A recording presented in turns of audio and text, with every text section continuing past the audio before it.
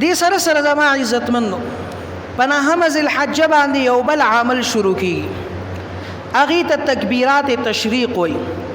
تکبیرات تشریق وایي. نو زه به تاسو ته تکبیرات تشریق باره کې یو څو خبرې وکړم. یو خو به درته د دې تکبیراتو الفاظ وښیم چې الفاظ یې څه دي. دویم به د دې تکبیرات تشریق کم احکام دي هغه به درته وښیم. حکم یې څه دی، سنت دی، واجب دی، فرض دی، دا څه شی دا به هم درته ووایم. او دریم د دغې تکبیرات تشریق یعنی دا کم تکبیرات مونږ وایو د دې څه مسائل به درته وړاندې کړم. نو الفاظ د دې تکبیراتو څه دي؟ اول به درته دا ووایم الفاظ د دې تکبیراتو دا دي، دا یاد کو ځکه چې دا واجب دي، حکم یې اوس ویمه. الله اکبر، الله اکبر، لا اله الا الله والله اکبر، الله اکبر ولله الحمد، الله اکبر، الله اکبر، لا اله الا الله والله اکبر، الله اکبر ولله الحمد. دا د دې تکبیراتو الفاظ. دا تکبیرات کله په موږ باندې واجب شو، د دې پس منظر سره دا تکبیرات کله زموږ دپاره مقرر او منتخب شو. دا داسې و چې کله ابراهیم خلیل الله علیه السلام هغې کله خپل بچی اسماعیل ذبیح الله علیه السلام هغه یې ذبح کولو، علالولو او هغه یې سملولو ذبح دپاره. دغه وخت کې الله رب العزت ته د دوی ادا خوښه شوله. الله رب العزت برنه زناور را لیږي د په طور فدیه چې دا زناور جبریل امین ته وایي ورشه ویسه چې ابراهیم علیه السلام دا ذبحه کړي. نو لہذا چې کله جبریل امین د اسمان نه را روان دی نو هغه ګوري چې لاندې ابراهیم خلیل الله خپل زوی ذبیح الله یعنی اسماعیل علیه السلام هغه یې سملولی دی، هغه ذبحه کوي لګیا دی. چړې ته چاړه راکاږي، چاړه کار نه کوي. چړې لګیا دی په تیره کوي، چاړه کار نه کوي. تر دې چې چاړه علما لیکي کتابونه چې کاڼي ته را اچوي کاڼی ماتوي. یا چړې ته ولې کار نه کوي په دې مرۍ باندې؟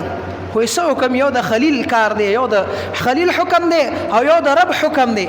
خلیل وایي چې ذبحه کوه، رب وایي چې ګورې چړې کار ونه کړي. چړې ذبحه نه کړي، په مرۍ باندې لګیا دی، چاړه راکاږي، چاړه کار نه کوي. نو دغه وخت کې جبریل امین سره یره پیدا شو چې دا خپل بچی حلال نه کړي، ذبحه نه کړي. نو را روان دی، خوشخبري راوړي، زیری راوړي، څه وایي؟ الله اکبر، الله اکبر.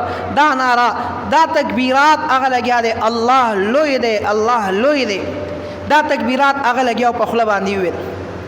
چې کله ابراهیم خلیل الله علیه السلام دا واورېدل، پوه شو چې د الله طرف نه حکم بل راغلو، بدل شو، اسانتیا راغله، الله ته امتحان قبول شو.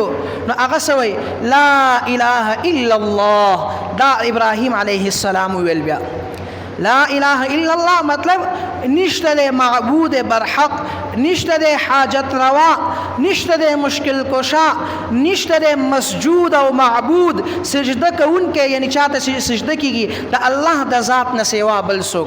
نو ابراهیم علیه السلام په ژبه باندې دا الفاظ ویل چې لا اله الا الله.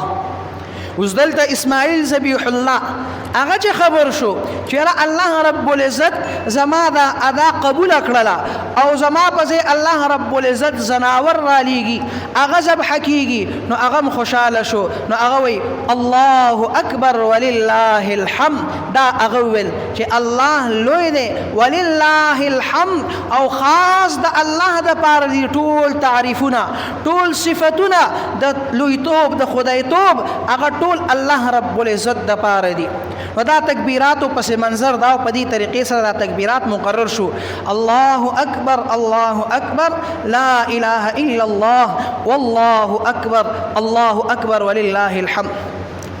نو دا لا اله الا الله والله اکبر دا ورسره ابراهیم علیه السلام ویل، بیا الله اکبر ولله الحمد دا اسماعیل علیه السلام ویل.